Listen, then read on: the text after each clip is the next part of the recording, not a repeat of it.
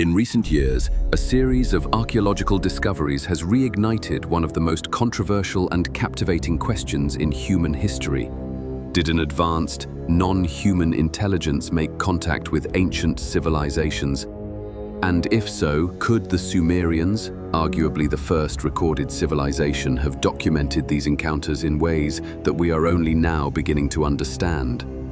Buried beneath layers of dust and time, the cities of ancient Sumer hold secrets that defy conventional history.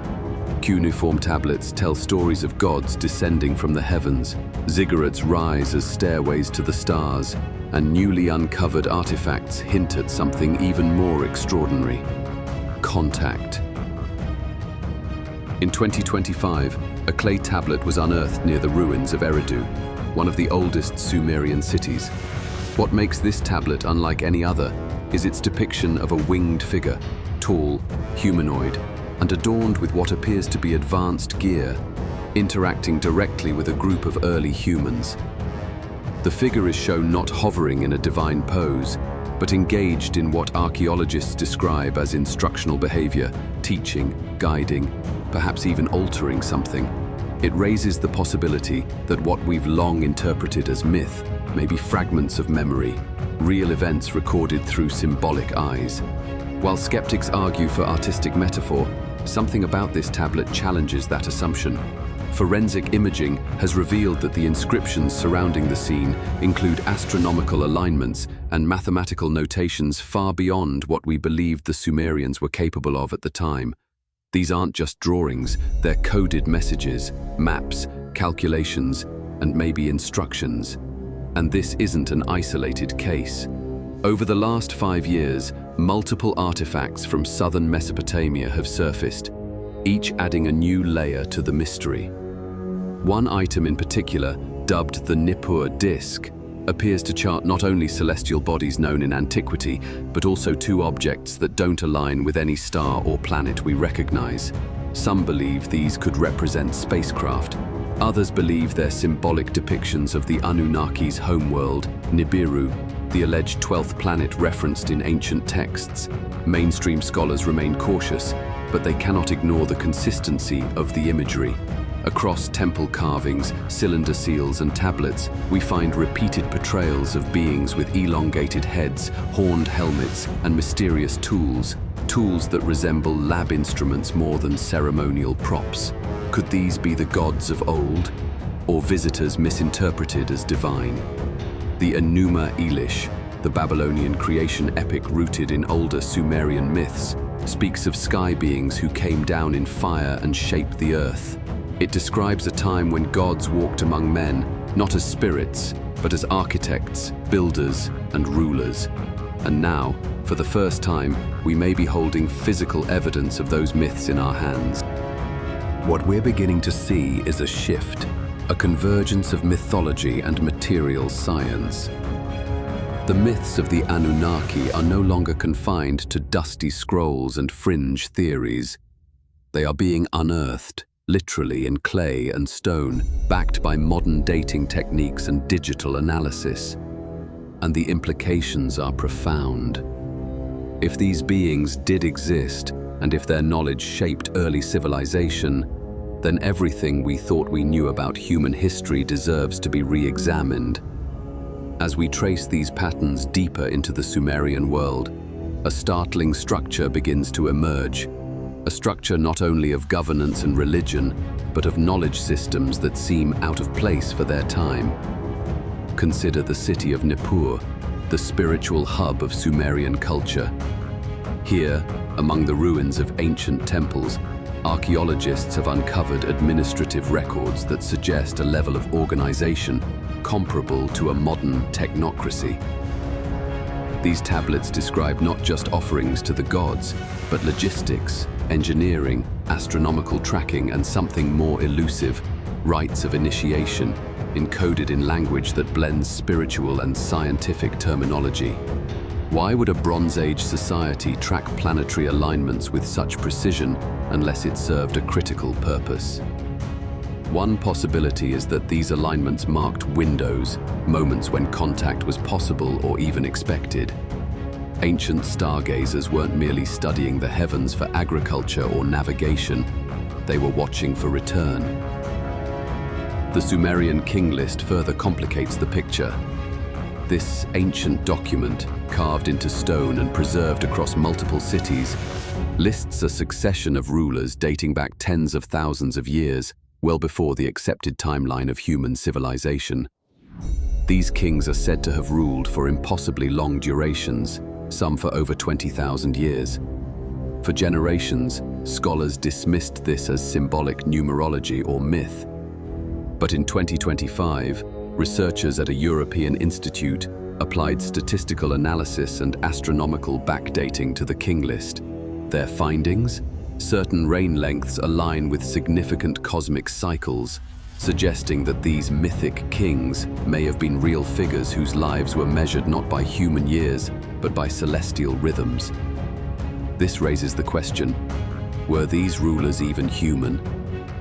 In many of the Sumerian illustrations that accompany king lists or temple records, the central figure is not a common man.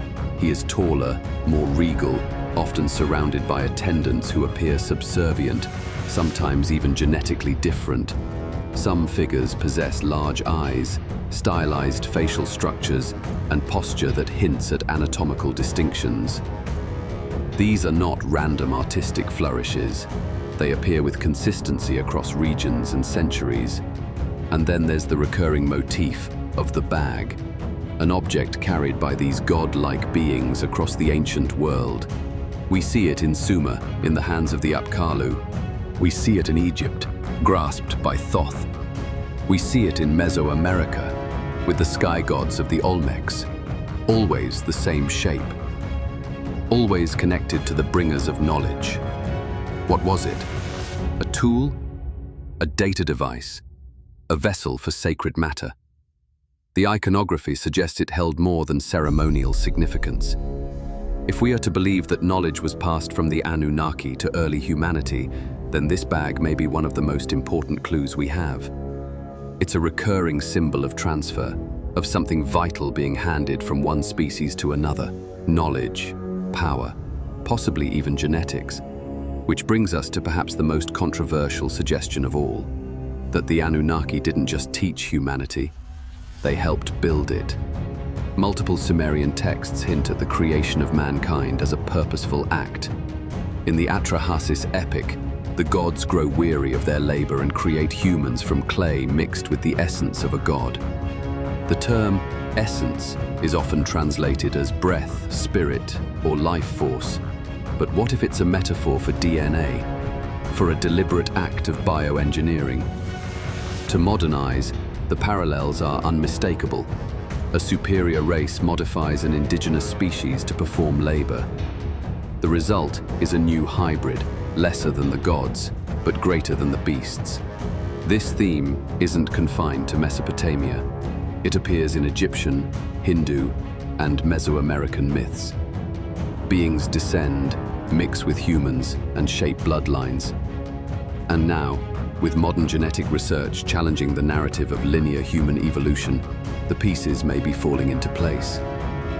In 2024, a peer-reviewed genetic study quietly made waves among evolutionary biologists.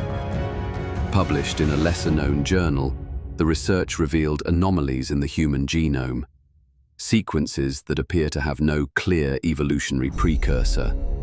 Some were labeled as endogenous retroviruses. Others were simply marked as non-human insertions.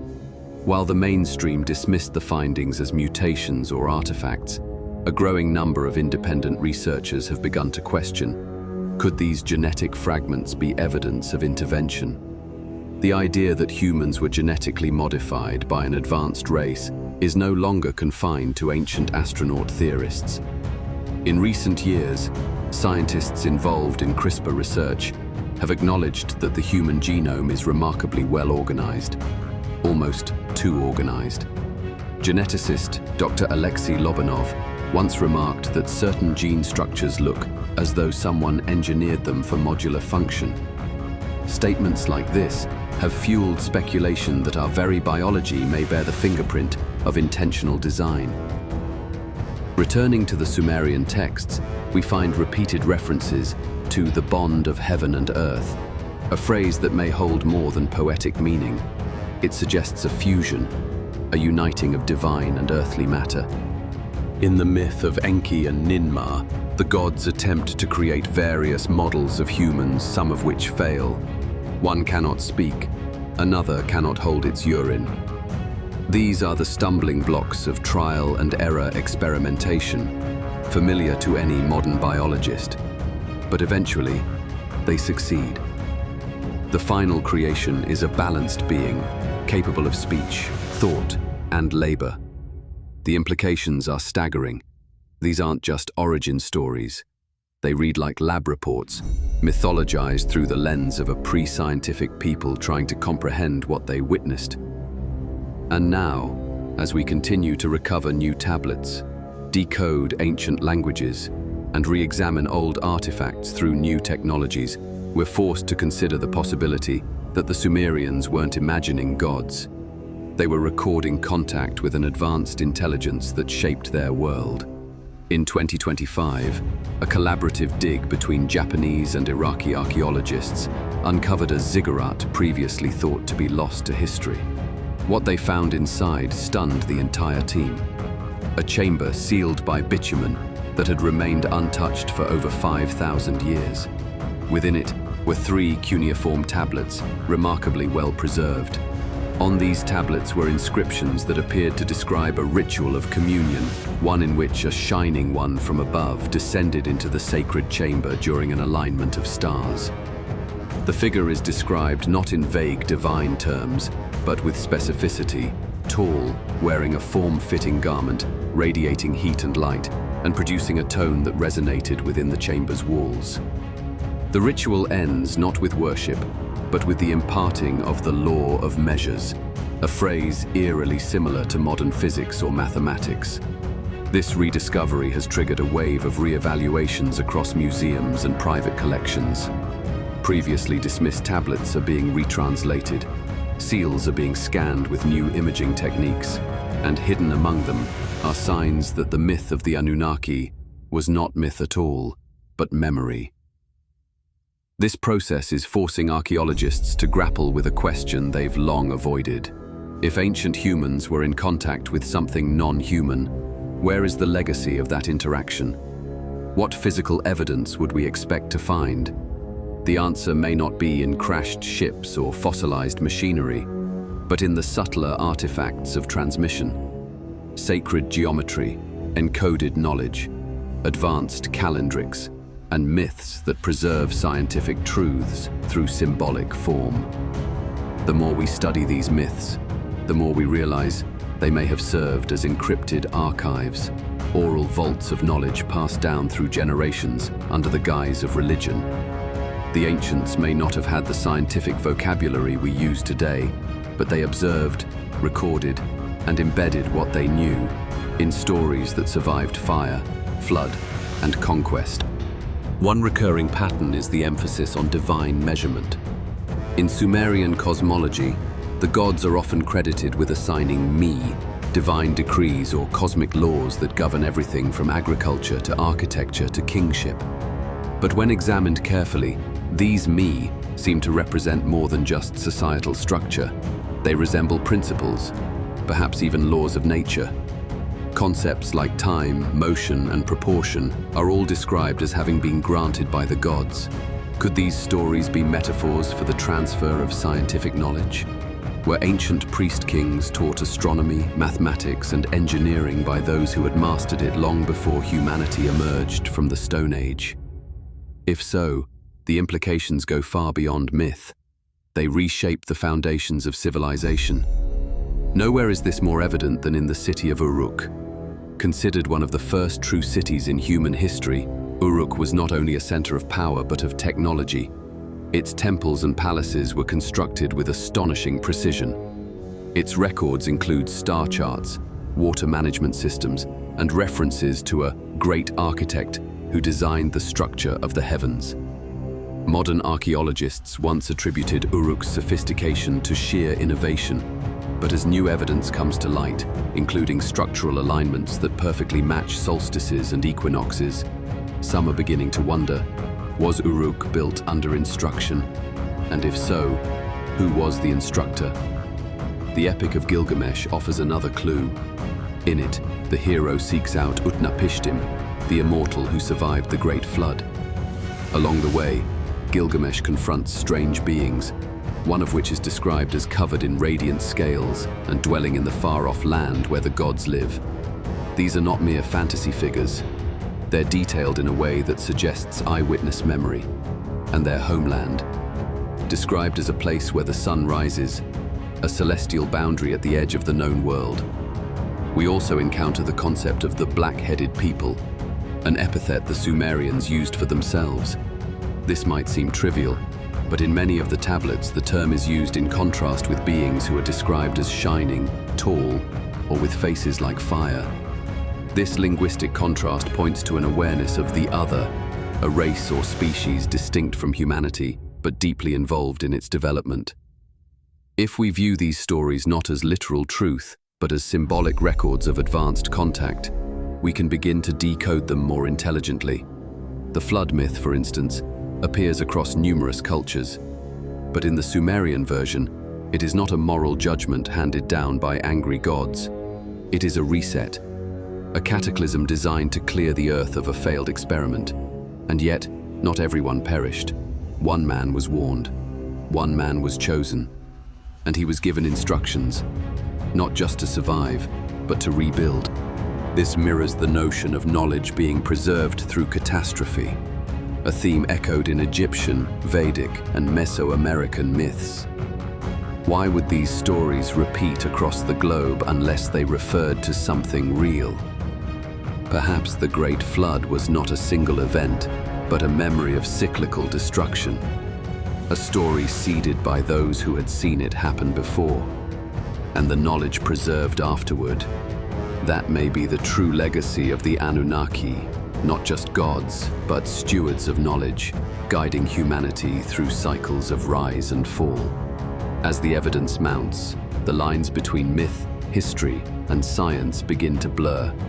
It's no longer enough to categorize ancient texts as fiction or folklore. The consistency, the specificity, and the technological references woven into Sumerian records demand a more serious investigation, especially when those same motifs appear across the globe, in sites, symbols, and traditions that had no known contact with one another. Take, for example, the uncanny architectural parallels between ancient Mesopotamia and pre-Columbian Mesoamerica. Both regions feature stepped pyramids, often aligned with celestial events. Both cultures carved depictions of winged beings and serpent-like gods, and both speak of a time when knowledge was gifted to mankind by sky-dwellers, beings who descended from above with tools, laws, and warnings. How do these distant civilizations echo the same origin myths? Were these stories merely human inventions, or do they point to a shared ancestral experience, one that predates the historical record? Some scholars now speculate that the flood, the Great Cataclysm, may have created a global reset, scattering survivors across the Earth, along with fragments of their memory and culture. In this view, the similarities we see today are not coincidence, but remnants of a lost world reconstructed through story and symbol. A world in which the Anunnaki were not gods, but custodians of civilization. And as strange as it may sound, the case grows stronger when we examine the tools left behind. In 2024, a Sumerian artifact found near Lagash captured the attention of both archaeologists and engineers. Nicknamed the Star Dial, it appears to be an ancient astronomical device, capable of tracking not only solar and lunar movements, but the retrograde cycles of specific planets. Its inscriptions include angular measurements and what might be trigonometric calculations, centuries before such mathematics were known to exist. If authentic, this artifact rewrites everything we thought we knew about Mesopotamian science. But even more intriguing is the implication that someone taught the Sumerians how to read the stars, accurately and with purpose. Whoever they were, their fingerprints are all over the birth of civilization. We see them in the introduction of agriculture, the first city plans, the sudden appearance of metallurgy, writing, and law.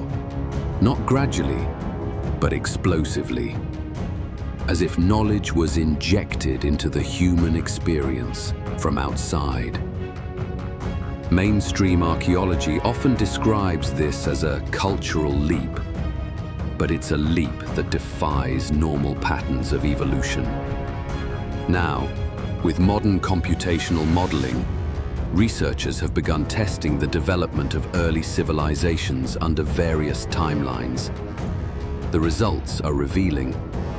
Without some form of outside acceleration, the rise of Sumer doesn't make sense, not in terms of population growth, technological progression, or urban complexity. So we return to the stories, the ones that say the gods came down, walked among men, and taught them how to build, how to live, how to worship. These tales, long dismissed as legend, are now aligning with data. And at the center of them all stands the Anunnaki. Not as mythic abstractions, but as real agents in human history. Agents whose presence may have been preserved not just in stone and text, but in our DNA, in our myths, and in the silent echoes of a past we are only now beginning to understand. As we push deeper into this mystery, we must ask a difficult but necessary question. Why has mainstream academia been so reluctant to engage with the Anunnaki theory? Why are certain tablets dismissed, certain translations ignored, and certain questions silenced? The answer lies not only in scientific skepticism, but in institutional inertia. For centuries, the story of human progress has been linear, from hunter-gatherers to farmers, to city builders, to modern man. To accept that an advanced intelligence may have played a role in shaping early civilization challenges that narrative at its core. It disrupts the comfortable chronology that academia relies on.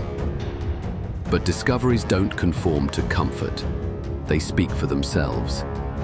In 2025, a group of linguists and AI researchers conducted a retranslation of previously overlooked Sumerian tablets, using neural language models trained specifically on Akkadian and Proto-Cuneiform scripts.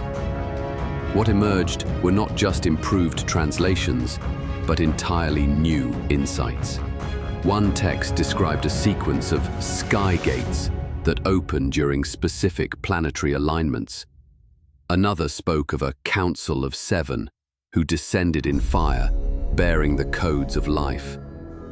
These aren't the poetic ramblings of mystics. They're structured documents, meticulously written and now analyzed with modern tools. And they tell a story that sounds less like mythology and more like a record of contact. Still, academia insists on viewing these findings through the lens of metaphor. Sky gates become solstices, codes of life become agricultural techniques, the gods become kings. But what if that lens is too narrow? What if the metaphor is only the surface? Because beyond the texts, beyond the symbols, there is also a trail of architecture, monuments that defy explanation. Ziggurats with foundations that haven't shifted in millennia. Stone platforms perfectly leveled without modern equipment. Subterranean chambers aligned with star constellations invisible to the naked eye. These structures were not just places of worship, they were machines of alignment, mechanisms designed to synchronize human consciousness with the cosmos. In this context, the Anunnaki are not simply builders. They are initiators of a planetary system, a system of energy, knowledge, and time. This theory gains support from the existence of ancient global grids, vast energetic ley lines that connect sacred sites across continents. From Sumer to Egypt, from Teotihuacan to Angkor Wat, we find monuments aligned with precision to astronomical points and each other. How did these civilizations, separated by oceans and epochs, achieve such unity? Some propose that the knowledge was seeded before the flood, carried by survivors, passed down through mystery schools, and embedded into sacred geometry. Others believe the sites themselves are anchors, geodetic points of resonance established by the Anunnaki for reasons we still don't fully comprehend. Either way, the implication is clear. Ancient civilizations were not primitive. They were tuned, and that tuning may have come from outside. What we're witnessing is not the random development of isolated cultures, but the remnants of a lost coordination, a blueprint left by those who understood the Earth in ways we are only beginning to rediscover. And as new discoveries come to light, each one forces us to revisit old assumptions. What was once dismissed as coincidence now looks like design. What was once called myth now reads like history. One of the most overlooked pieces of this puzzle lies not in temples or tablets, but in language itself. The Sumerian language is a linguistic isolate, meaning it has no known relatives. It doesn't belong to any language family. It appears in the historical record fully formed, with advanced grammar, vocabulary, and syntax, as if it were imported rather than evolved. How does a people invent a complex, structured language without a period of linguistic development? It's a question that has baffled scholars for decades, and it echoes a deeper theme we've seen again and again in Sumerian culture: sudden emergence. Whether it's writing, law, astronomy, or language, things don't evolve slowly, they appear. The Anunnaki, according to the myths, brought not only tools and knowledge, but the gift of words. They named the stars. They assigned destinies. They gave humans the means to speak, to record, to remember. In this light, Sumerian may not be a native language at all. It may be a constructed language, designed to encode cosmic principles into symbols and syllables. This theory gains traction when we examine the numerological patterns hidden within Sumerian texts. The sexagesimal system, based in the number 60, is not just arbitrary, it reflects celestial mechanics. There are 360 degrees in a circle, 12 constellations in the zodiac, 60 seconds in a minute. These divisions mirror the cycles of the heavens. Who taught the Sumerians to map time this way? In recent years, scholars in archaeoastronomy have begun to notice how deeply embedded these patterns are in temple layouts and city grids. One study, published in 2024, analyzed the placement of major Sumerian cities relative to solstice lines and found statistically significant alignments that suggest intentional design. It's as though the entire civilization was built according to a celestial template, a master plan handed down by beings who understood planetary harmonics. But the knowledge wasn't just astronomical, it was anatomical. Carvings found at the Temple of Eshnunna depict humanoid figures holding what appear to be anatomical diagrams. One shows a spiral structure remarkably similar to a double helix. Another displays what some interpret as chakra points, nodes of energy within the human body. Were these early medical records, or blueprints of something deeper? Evidence that the Anunnaki understood human biology at a level far beyond what should have been possible at the time. This aligns with certain Sumerian texts, which describe the House of Life, a term later adopted by Egyptian law, as a place where the flesh of man was molded. These temples may have been more than just spiritual centers. They could have been laboratories, places of genetic engineering, where humanity itself was shaped. Even the term Anunnaki hints at this role. Roughly translated, it means those who from heaven to earth came, but within its root is the concept of descent, not just physical but genetic, a mingling of the divine with the earthly, a hybridization. If true, this would make humanity not merely a byproduct of evolution, but a designed species, engineered for a purpose we have yet to fully grasp. Perhaps it was labor, perhaps survival, perhaps something far greater. The ancient texts don't give us all the answers, but they do give us a map, a symbolic trail that leads us through temples, tablets, and time itself. And every step we take seems to point back to the same origin, back to the stars, back to the Anunnaki, back to contact. As we explore the growing body of evidence pointing to ancient contact, we must also confront the pushback. For every breakthrough discovery, there is a chorus of voices demanding conventional explanation. And while healthy skepticism is vital to any investigation, it becomes a problem when it turns into denial, when open questions are met with closed minds. Take, for example, the phenomenon of misclassification. Over the past several decades, numerous Mesopotamian artifacts with unexplainable features have been labeled as ritual objects or religious symbols without deeper examination. The assumption is always the same. If we don't understand it, it must be symbolic. But what if some of these items weren't symbolic at all? What if they were tools, technological remnants mistaken for idols? One such artifact, recently re-examined in 2025 using 3D scanning, revealed internal chambers and metallic traces inconsistent with any known Sumerian metallurgy.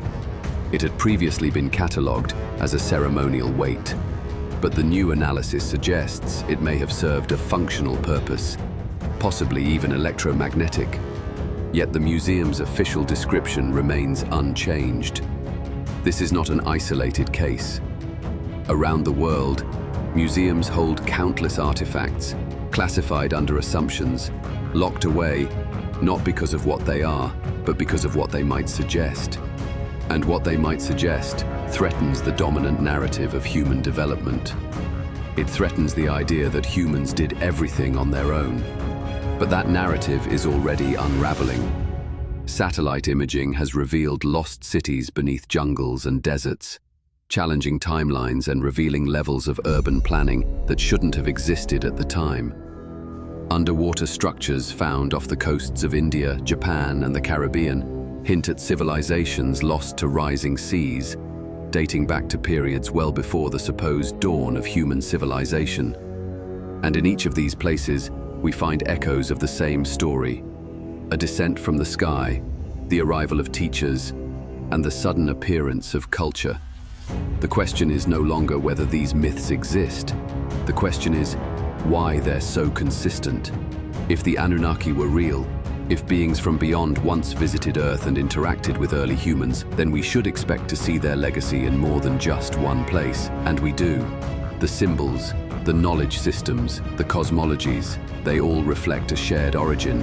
Even modern technological visionaries have taken notice. Figures like Elon Musk and other futurists have openly speculated about humanity's potential alien ancestry or placement within a larger cosmic simulation.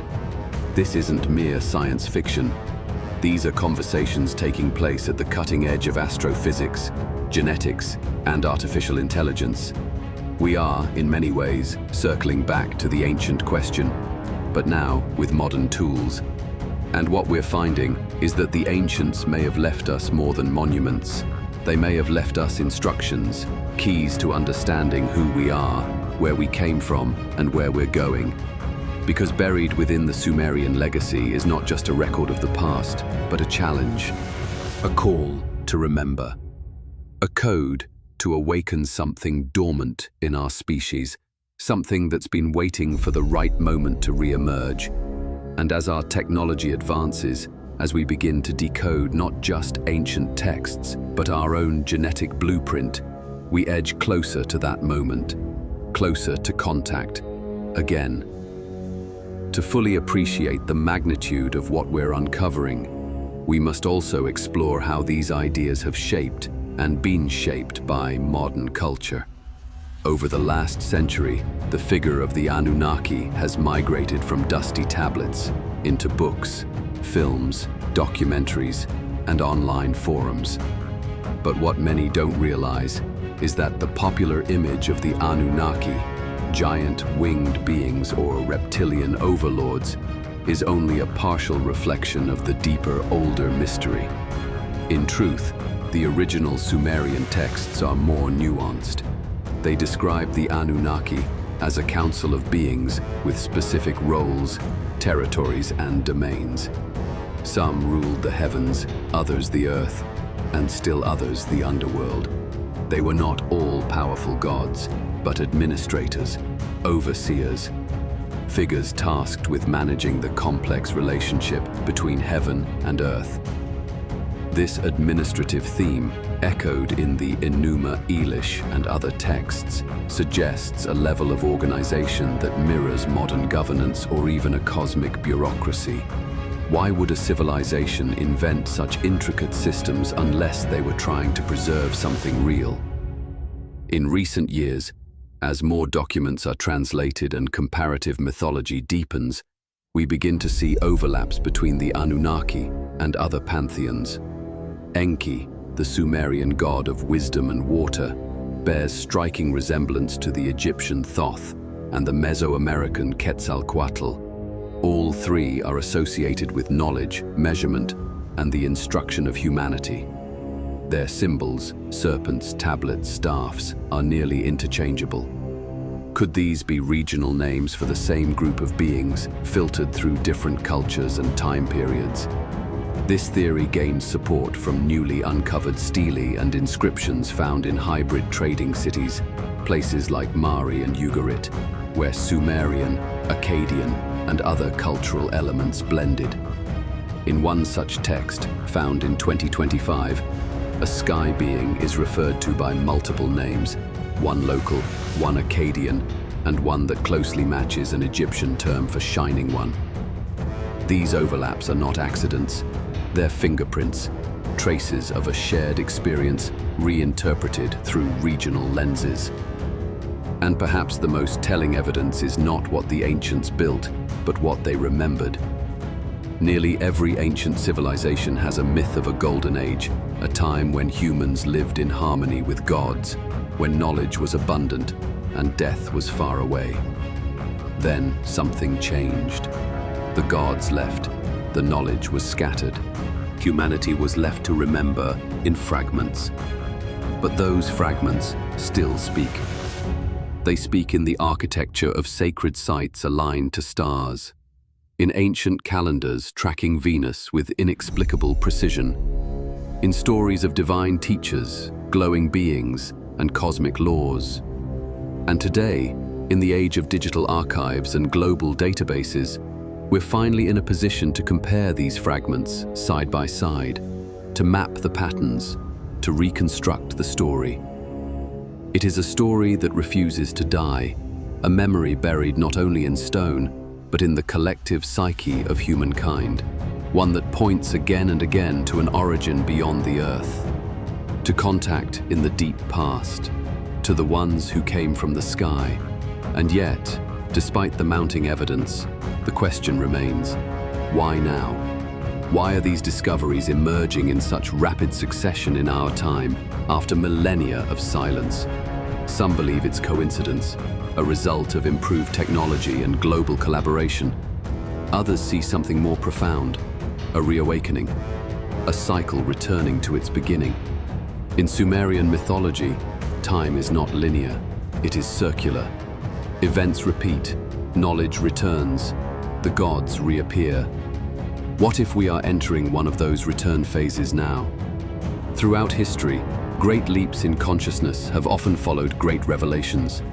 The rediscovery of ancient texts during the Renaissance triggered revolutions in science, art, and philosophy. The unsealing of the Dead Sea Scrolls challenged and expanded religious understanding.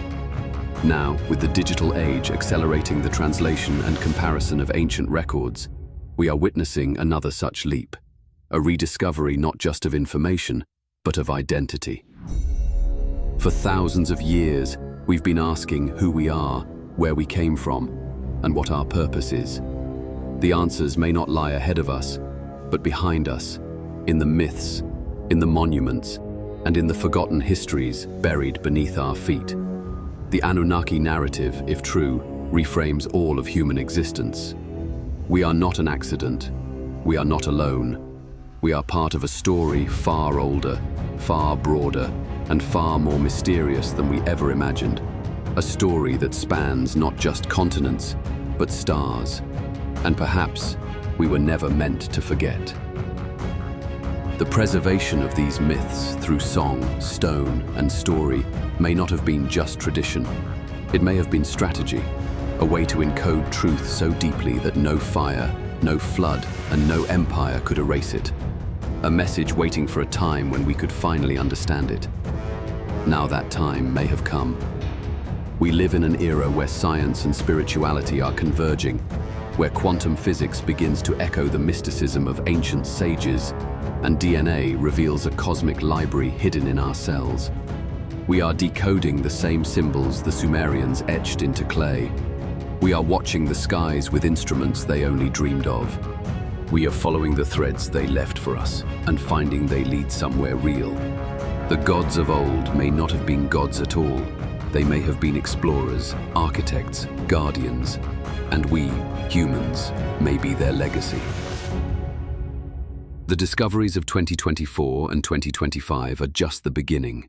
As archaeologists unearth more, as linguists decode the remaining texts, and as independent researchers continue to connect the dots, we may find ourselves standing at the edge of a new understanding, not just of history, but of ourselves. Because the past is not dead. It is speaking, and for those willing to listen, it may just reveal the truth.